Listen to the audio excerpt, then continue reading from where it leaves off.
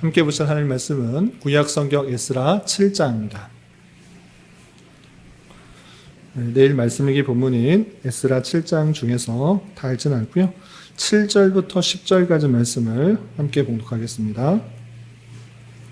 에스라 7장 7절부터 10절까지 말씀, 구약성경 719면 전후를 보시면 되겠습니다. 7장 7절부터 10절까지 말씀 다 찾으셨나요? 네, 함께 봉독합니다. 아닥사스다 왕 제7년에 이스라엘 자손과 제사장들과 레위 사람들과 노래하는 자들과 문지기들과 느디님 사람들 중에 몇 사람이 예루살렘으로 올라올 때에 이 에스라가 올라왔으니 왕의 제7년 다섯째 달이라. 첫째 달 초하루에 바벨론에서 길을 떠났고 하나님의 선한 손에 도우심을 입어 다섯째 달 초하루에 예루살렘에 이르니라. 에스라가 여호와의 율법을 연구하여 준행하며 율례와 규례를 이스라엘에게 가르치기로 결심하였었더라. 아멘. 네, 잘 오셨습니다. 오늘 함께 살펴볼 하나님 말씀은 에스라 7장입니다. 에스라 1장부터 6장까지는 어떤 내용들이 있었는가 잠시 요약해서 말씀드리면, 하나님께서 약속하신 바벨론 포로의 70년 기간이 지나서 고레스 왕의 조서를 통하여서 바벨론의 1차 포로가 되돌아오는 그 모습을 살펴볼 수 있었습니다. 약 5만 명이라는 데는 그런 이스라엘 백성들이 다시 되돌아왔고, 그들이 가장 먼저 한 것은 다른 것이 아니라 성전을 재건하는 작업이었습니다. 성전 재건 작업을 시작하였는데 그들이 순탄하고 평안했던 것이 아니라 주변 대적자들로부터 많은 어려움을 겪었던 것입니다. 그래서 성전 재건 작업이 시작되었는데 방해로 말미암아 약 16년간이라는 시간 동안에 중단되고 말았습니다. 그러나 학개 선지자와 스가랴 선지자를 통하여서 그들이 더욱더 힘써야 되는 것, 가장 중심에 두어야 되는 것, 우선순위로 성전 재건하는 작업이 먼저 되어야 된다는 것을 다시 한번 일깨워 주어서 그들이 중단되었던 성전 작업을 다시 시작하게 되었고, 재건 작업을 한 지 4년 만에 다시 완공된 것을 볼 수 있습니다. 이렇게 1장부터 6장까지는 바벨론 포로에서 되돌아온 백성들이 우여곡절 끝에 성전 재건 작업을 완성하고 하나님 앞에 유월절을 지키는 내용으로 마무리됩니다. 그리고 이어진 7장, 우리가 함께 살펴볼 7장은 6장 바로 뒤에 7장이 나오지만 한참 뒤의 일입니다. 대략적으로 58년, 60년 정도의 시간이 지난 후에 2차 포로에서 되돌아오는 백성들이 나타나게 되는데, 2차 포로에서 되돌아올 때 누가 무슨 이유 때문에 오게 되는지 7장의 내용을 통해서 도전받고 또 교훈받아 기도 제목을 삼는 시간을 갖도록 하겠습니다. 우선 1절부터 10절까지는 에스라에 대해서 나옵니다. 에스라가 어느 시대 또 누구의 자손이고 어떤 것을 잘하는 사람인가 나와 있는데, 7장 1절부터 6절까지 보시면 그 에스라는 사람은 누구의 자손인가 달지는 않고요. 5절 말미에 보면 대제사장 아론의 16대 손이다 라고 표현하고 있습니다.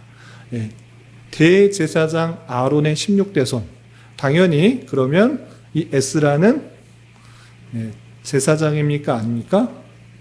제사장인 것입니다. 대제사장의 자손에 따라서 제사장을 할 수 있는데, 그러니까 정통 제사장이다라는 것들을 밝혀주고 있습니다. 그런데 제사장으로만 밝히는 것이 아니라 6절에 보면 그가 어떤 것에 뛰어나고 어떤 능력을 갖고 있는지 이렇게 표현하고 있습니다. 6절 보시면 이 에스라가 대제사장 아론의 16대의 손인 이 에스라가 바벨론에서 올라왔으니 그는 이스라엘 하나님 여호와께서 주신 모세 율법에 익숙한 학자로서로 되어 있습니다. 제사장이면서도 모세 율법에 아주 익숙한 학사, 뛰어난 학자다라는 것들을 밝히고 있습니다. 그런데 제사장이자 학자 이것에 그치는 것이 아니고 더 설명하는 것을 보면 그의 하나님 여호와의 도우심을 입음으로 왕에게 구하는 것은 다 받는 자이더니 라고 표현하고 있습니다. 그러니까 능력을 인정받은 것입니다. 다른 나라 왕에게 인정받아서 무엇을 구하면 다 얻는 그런 신임을 받는 사람이었습니다. 이렇게 혈통으로도 뛰어나고 또 학식으로도 부족함이 없는 그 사람이었기 때문에 또 행실도 바랐기 때문에 그 왕에게 무엇이든지 구하면 다 받는 그런 능력을 갖고 있는 인정을 받는 사람이었습니다. 그런데 이 사람이 그 바벨론 바사의 왕의 밑에서 편안하게 왕께 구하면서 나의 유익을 구하면서 지내는 것이 아니라 무엇을 하였는가 보시면 7절 아닥사스다 왕 제7년에 이스라엘 자손과 제사장들과 레위 사람들과 노래하는 자들과 문지기들과 느디님 사람들 중에 몇 사람이 예루살렘으로 올라올 때에 이 에스라가 올라왔으니 라고 표현하고 있습니다. 그러니까 아닥사스다 왕 제7년 BC 458년 성전 완공이 된 지 약 58년이 지난 뒤에 일단의 무리와 함께 이 에스라가 다시 돌아오게 되었다라는 것입니다. 그 편안한 생활, 그 바사 제국의 왕의 신임을 얻고 무엇이든지 구하면 다 할 수 있는 자리를 벗어나 포로에서 되돌아왔던 것입니다. 그럼 과연 이스라엘 백성들을 따라서 왜 돌아왔는가? 포로 귀환한 이유가 무엇인가? 좋은 힌트가 되는 것이 10절에 이렇게 표현되는 것입니다. 10절 보시면 에스라가 여호와의 율법을 연구하여 준행하며 율례와 규례를 이스라엘에게 가르치기로 결심하였었더라.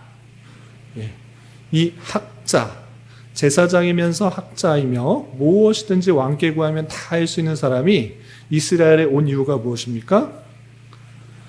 여호와의 율법을 연구하여 준행하며 율례와 규례를 이스라엘에게 가르치기로 결심하였다라고 표현했습니다. 편안하고 좋은 생각, 좋은 자리를 떠나서 내가 가진 그 달란트를 잘 활용하여서 내가 학자인데 율법을 잘 아는 사람인데 나만 알고 있으면 되는가? 그렇지 않고 포로에서 되돌아온 그 백성들, 그 유다 백성들에게 하나님의 말씀을 잘 가르쳐서 지키게 해야겠다라는 생각을 가졌던 것입니다. 그래서 에스라는 2차 포로 대열에 껴서 같이 복귀하게 되었다라는 것을 알 수 있습니다. 그리고 11절부터 26절까지는 그냥 에스라만 다시 돌아오는 것이 아니라 에스라가 이 왕, 아닥사스다 왕에게 요청을 하게 되는 것입니다. 요청하는데 에스라가 무엇을 요청하든지 다 들어주는 것이기 때문에 이 에스라는 왕에게 요청하여서 그 곳에 가서 그냥 율법 가르치는 것에 그치지 않고 성전에서 제사제도도 온전히 지낼 수 있도록 하고 또 율법을 잘 가르칠 수 있도록 그 성전에서의 모든 것이 잘 될 수 있도록 요청하는 것을 볼 수 있습니다. 그래서 보시면 먼저 13절에 보면 이렇게 되어 있습니다. 13절 보시면 조서를 내리노니 아닥사스다 왕이 조서를 내린 것입니다. 우리나라에 있는 이스라엘 백성과 그들 제사장들과 레위 사람 중에 예루살렘으로 올라갈 뜻이 있는 자는 누구든지 너와 함께 갈지어다 라고 하면서 에스라에게 너 혼자 가지 말고 누구든지 그 마음이 있으면 갈 마음이 있으면 함께 가라 이렇게 말하는 것입니다.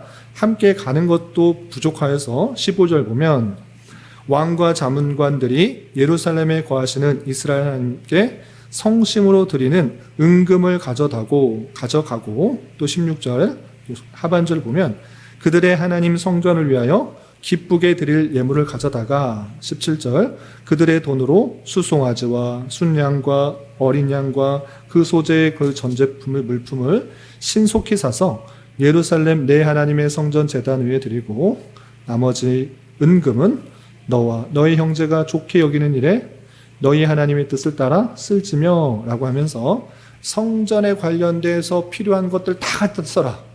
성전뿐만 아니라 너 형제들이 어떤 일을 하는데 부족한 돈이 있을까 생각되어서 그런 것들이 있으면 가져다 써라. 충분히 써라. 이렇게 말하게 된 것입니다.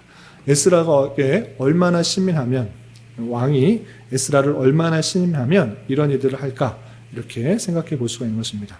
그리고 20절에서도 그 외에도 내 하나님 성전에 쓰일 것이 있어서 내가 드리고자 하거든 무엇이든지 궁중 창고에서 내다가 드릴지니라 라고 하면서 창고에 있는 거 성전에 필요한 거 다 성전에 필요한 것이면 다 갖다 써라 이렇게 하게 되는 것입니다.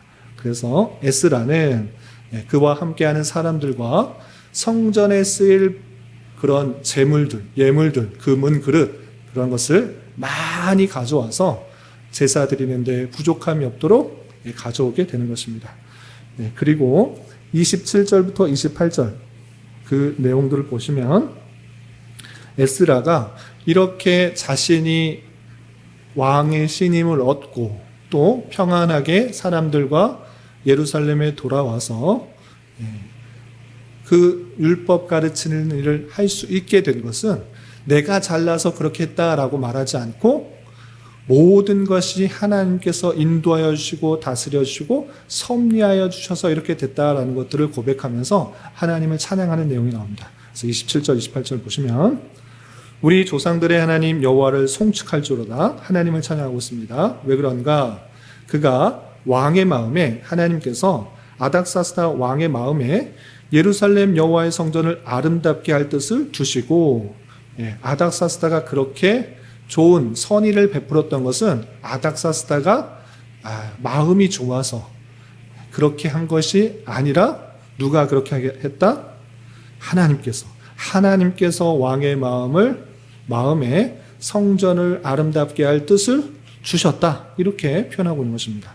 또한 28절에 보시면 또 나로 왕과 그의 보좌관들 앞과 왕의 권세 있는 모든 방백의 앞에서 은혜를 얻게 하셨도다 라고 표현하고 있습니다. 하나님께서 나에게 은혜를 받게 해주셔서 모든 방백보다 훨씬 뛰어나게 나를 인정해 주었다. 어떤 사람이 너가 갖고 싶은 대로 다 가져가라 이렇게 할 수 있겠습니까? 그런데 하나님께서 그렇게 하셨다. 같은 민족도 아닌 이 나 같은 사람에게 그렇게 하신 것은 하나님께서 하신 것이다. 그가 하신 것이다. 이렇게 표현하면서 하나님께 영광을 돌리는 것입니다. 또한 내 하나님 여호와의 손이 내 위에 있으므로 내가 힘을 얻어 이스라엘 중에 우두머리들을 모아 나와 함께 올라오게 하였더라 라고 하면서 하나님의 손이 하나님의 그 강력한 전능의 손이 나와 함께하여 주심으로 말미암아 내가 힘을 얻었고 그리고 이스라엘 중에 우두머리 장로들 그 족장들과 함께 모아서 내가 돌아올 수 있었다라고 하면서 하나님을 찬양하는 내용으로 7장이 마쳐지게 됩니다. 이런 내용을 통해서 교훈받을 수 있는 것들을 세 가지로 정리할 수 있는데 첫 번째 에스라는 어떠한 사람이었는가 가만히 생각해 봤으면 좋겠습니다. 혈통적으로도 아론 대제사장의 아론의 16대 손이다라는 것들을 통하여서 혈통적으로도 아주 능력이 있었을 뿐만 아니라 모세 율법에 익숙하였고 또 왕께 구하는 모든 것은 다 얻을 수 있는 사람이었습니다. 여러분들이 구하는 것마다 다 얻을 수 있다. 그러면 과연 무엇을 얻겠습니까? 좋은 집, 좋은 차, 하고 싶은 것들이 많이 있을 것입니다. 그런데 에스라는 그 많은 것들 중에 나는 포로에서 되돌아가겠다. 나는 다시 예루살렘으로 되돌아오겠다. 그리고 그 예루살렘에서 땅 많이 사서 아주 멋진 집 짓고 떵떵거리면서 살겠다라고 말한 것이 아니라 돌아오는 이유가 무엇입니까? 내가 율법을 열심히 연구하여서 준행하고 내가 먼저 준행하고 율례와 규례를 이스라엘에게 가르치기로 결심하였었더라 라고 표현하고 있습니다. 내가 이렇게 율법을 열심히 공부한 이유가 무엇인가? 내가 학자가 된 이유가 무엇인가? 내 뛰어남을 증거하려고 내 뛰어남을 높이 알리려고 한 것이 아니라 무엇 하려고? 이스라엘에게 가르치게 하려고 했다라는 것을 보게 됩니다. 이런 말씀처럼 하나님께서는 다양한 사람에게 각각에 맞는 은사, 달란트를 허락하여 준 것입니다. 그런데 그 은사와 달란트를 가지고 나의 유익과 만족과 기쁨과 즐거움을 위해서 쓰는 것이 아니라 그것을 잘 활용하여서 하나님의 공동체, 그 교회 공동체를 위해서 더욱더 노력하도록 하는 그런 결단이 있어야 되는 것입니다. 나의 기쁨과 나의 만족, 그것을 위해 사는 삶이 아니라 내게 주신 그 달란트를 잘 활용하여서 하나님의 공동체에 쓰임받도록 하는 것, 그것이 하나님께서 우리에게 다양하게 은사를 주시고 달란트라는 이유라는 것들을 잘 생각해 보면서 우리에게 주신 은사가 무엇인지, 우리가 갖고 있는 재능이 무엇인지를 잘 생각해 보며 하나님의 교회를 이 모양 저 모양으로 잘 섬겨 나가야 될 것입니다. 저 또한 하나님의 말씀을 잘 배우고 익히는 것, 내가 뛰어나기 위해서 내가 잘났다는 것을 드러내는 것이 아니라 모쪼록 하나님의 말씀을 아직 알지 못하는 사람들에게 부지런히 알려주도록 하기 위해서 이렇게 결심하고 결단했던 것처럼 그런 결심과 결단할 수 있는 우리가 되어야 될 것입니다. 이런 저와 여러분이 되시기를 주님의 이름으로 부탁을 드립니다. 두 번째, 이 에스라만 그런 것이 아니라 하나님께서 아닥사스다 왕의 마음을 주셔서 갖고 성전에 쓸 것 필요한 것 다 가졌다 써라 이렇게 했습니다. 그러한 것처럼 하나님께서 성전을 세우는 데 있어서 또 성전 속에서 여러 가지 섬기는 일들에 있어서 필요한 것들이 있을진데 왕은 하나님께 감동을 받아 내가 가지고 있는 것은 나를 위해 써야 되는 것이 아니라 하나님의 성전 그리고 하나님을 섬기는 일에 써야 된다는 것을 고백하며 에스라를 전폭적으로 도와줬던 것을 보게 됩니다. 마찬가지로 하나님을 섬기는 데 있어서 아까워하고 이것은 내 것인데 그거 가져가면 안 되는데 요만큼만 가져가면 안 될까? 이런 식으로 섬기는 것이 아니라 내가 가진 모든 것은, 내가 지금 이 자리에 있는 모든 것은 하나님께서 역사해 주신 것이라는 것을 고백하며 마음과 뜻과 기회와 재물과 모든 것을 다 하나님께 드리는 마음으로 살아가는 것입니다. 그 고백이 여러분들의 봉헌, 헌상을 통해서 드러나는 것입니다. 우리가 예배를 드릴 때 그냥 돈 얼마 내고